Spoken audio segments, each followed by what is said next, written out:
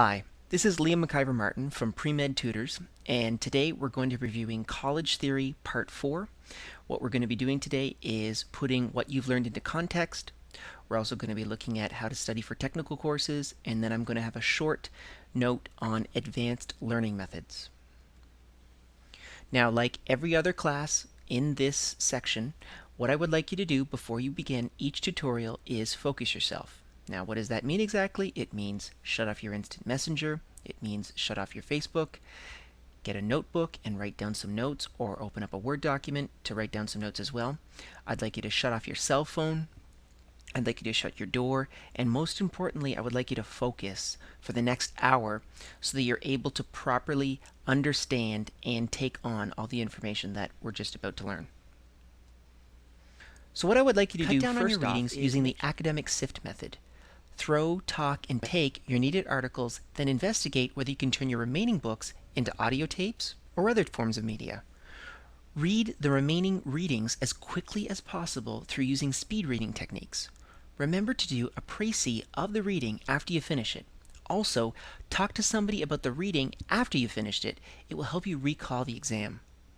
I can't stress this point enough. The best way to manage your time is to have automatic accountability partners and to have someone else manage it for you. Review the 4 cornerstones of time management: reading, test exam, paper project, and note preparation. Remember, you want to get information in as quickly and as richly as humanly possible throughout the semester. That way, when it actually comes to the test period, you'll be able to easily and effectively pass any exam. Review the 4 stages of paper writing and use the step-by-step system to produce an A paper. During the research stage, you should get access to people that can help you with research and use the EndNote database system to quickly file and review each article. In the brainstorming stage, use the critical thinking exercise to problematize your paper's main purpose and supporting evidence. The writing stage is a context and not content-rich exercise. Write clearly with supporting examples. Remember, this is not an academic article, it is an undergraduate essay, which are 2 very different things. During the editing stage, make sure to spend just as much time on editing as you did on writing. So let's now talk about how to study for technical courses. This is actually a section that I've just added because I've gotten a lot of requests for people to understand exactly what technical courses are and how to really study for them effectively. So I've been doing a lot of research, and I've spoken to a lot of pre-med and medical students about this subject, and this is what I found most students actually doing. So first, let's get ourselves a really nice scary example. The equation below is what's called a derivative, which Wikipedia explains as, this is also a great example of a description that is incredibly complicated and is generally useless to the average student. Here's another way of describing that exact same equation. Now, the difference between those that struggle and those that don't, in essence, boils down to whether you can see the same concept in both these images. In this section, we're going to deal with how you can gain this ability. Generally, technical courses are taught in a very structured and specific way. Concepts are presented on the board or through the textbook, and then examples will be given to explain said concepts, and or the concept will be tied back to concepts you've already known. I know that sounds pretty complicated, but for anyone that's actually been in an advanced mathematics class in high school, or for someone that is taking a basic math or science course right now, you understand exactly what I'm saying. Now, what most students do is they dutifully copy down the equation, which is fine, but it will not get you into the A range, which is where you really want to be. And a meaningful insight is really what I'll call an aha moment. Okay, mostly everyone has had some of these where you truly understand how something works and why it works. So as an example, maybe you're working with a particular equation and you're not really understanding it, and then all of a sudden, like a thunderbolt out of the sky, you just instantly understand exactly what's being presented. This is what I'll call the aha moment, and it's what insights are built off of. So here's a well-known secret most students know, but very few admit to themselves. To truly succeed in technical courses, you must develop that aha insight on every concept you encounter in class. Most students who struggle with hard science courses skip the aha step and simply skim over content without truly understanding it, and this is how they fail. You will be doomed to B's if you do not develop insights on concepts. All smart students do this. There is no shortcut towards this. If you don't do this, you are doomed to failure. Please pay attention to what I'm saying right now. This is what's going to save your life in pre-med. If you continue on simply transcribing information all the way through the semester, and then you get to the end of the exam period and you don't exactly know what you've transcribed, you will be doomed to fail at every exam.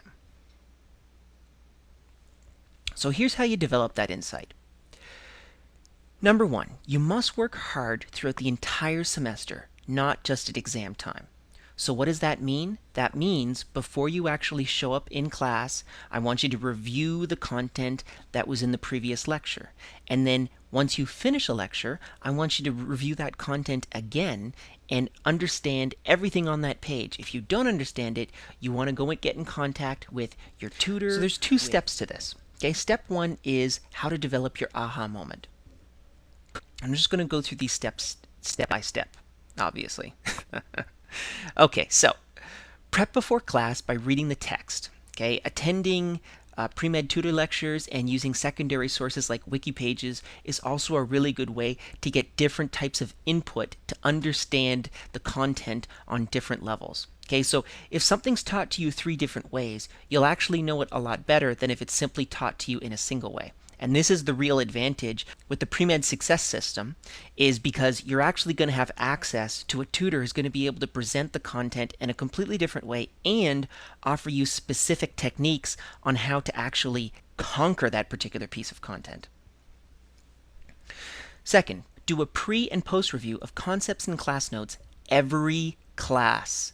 Every single class. Number 3. Mark down what you don't understand and ask for clarification immediately after class from TAs and professors. This is really important so that you cement the idea into your mind immediately. Step 2. And you don't This is what I'll call directed or deliberate practice. After you have a deep understanding of the concepts within the course, you must then apply what's called directed practice. So directed practice is where you apply problems to the equations and or concepts and more or less test your insights in the field. Okay? If you skip the learning and understanding phases, no amount of cramming or test questions will help you before the exam. So, more or less, directed practice is activities designed for the sole purpose of effectively improving specific aspects of an individual's performance. And this is by Anders Ericsson. I highly suggest you go take a look at some of his other content because a lot of the stuff is based off of his research. The difference between good students and regular students are not necessarily related to intelligence, thankfully. Good students don't just automatically memorize information, they instead encode select pieces of relevant information into working memory. Therefore, the difference between good and regular students is not just a matter of how much students can memorize or understand, but also on how this information is managed and categorized within their minds.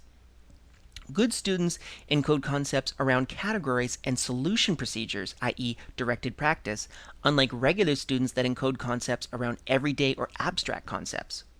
Also, good students encode information through domain continuous feedback from students, pre-med success tutors, professors, and teaching assistants so you can get answers to your questions as quickly as possible. Put aside time each day for specifically practicing difficult equations that challenge your problem-solving abilities. Remember, if you feel uncomfortable with the challenge, then you're probably doing it right. The goal should be the process and not the outcome.